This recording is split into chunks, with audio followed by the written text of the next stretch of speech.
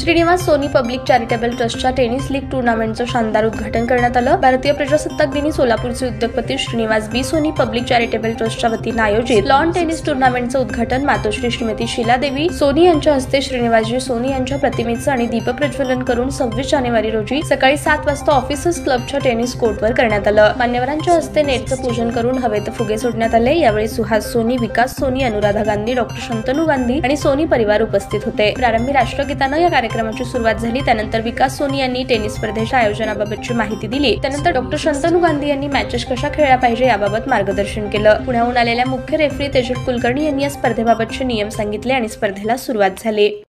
ताज्या बातम्या पाहण्यासाठी प्राईम मीडिया न्यूज चॅनलला सबस्क्राईब करा आणि बेल आयकॉन प्रेस करा।